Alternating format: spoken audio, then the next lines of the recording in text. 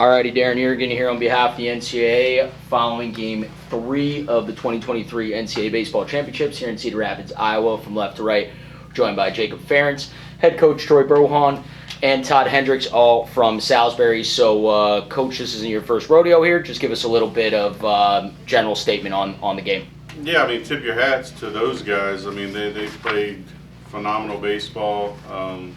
We talk about setting a tone with the pitching staff, and then we talk about setting a tone, that first AB, and they kind of did that to us tonight.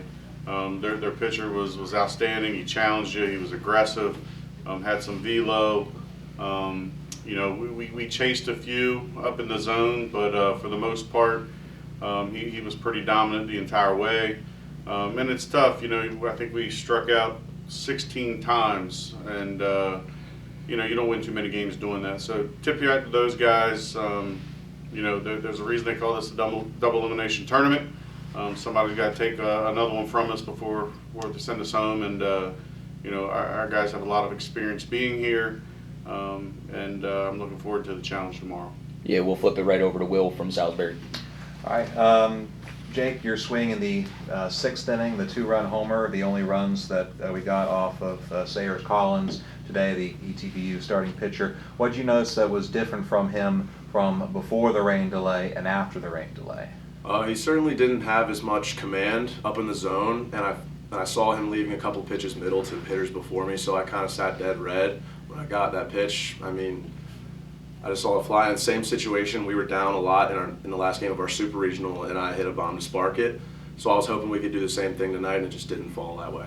And what did you see from their reliever, Will Crofton, who came in and pitched the final two innings? Good zip on his fastball. Had a good two-seam in on the hands of right-handers away from left. Had a slider, but I mean, he pretty much lived with his fastball low in the zone and just kind of had success with that.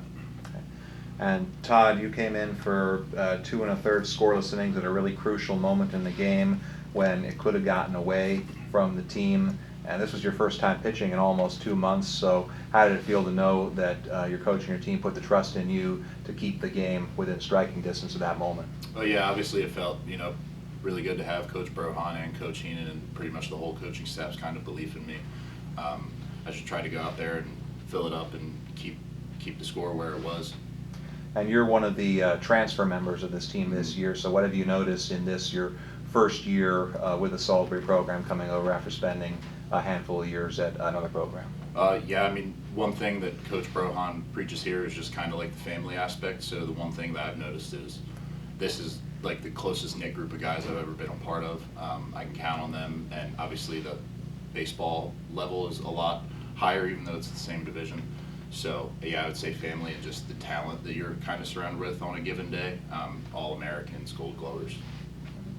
And Coach, this is third straight year we've been here in Cedar Rapids, and there's not much that we haven't seen, but now we're going to get to see an elimination game in pool play, which didn't happen in 21 and 22. So what's the mindset of you, mindset of the team, as we go into a do-or-die situation against whoever we face tomorrow? Yeah, I mean, I told the guys after the game that I don't want to say it's ever easy when you get here, but in the past 2 years we've run through pod play and then got to the championship series without a loss, and this is going to be a different story written, and it's up to these guys, And like I said, I always mention we have these 14 seniors, and I mentioned to them that there's no pressure.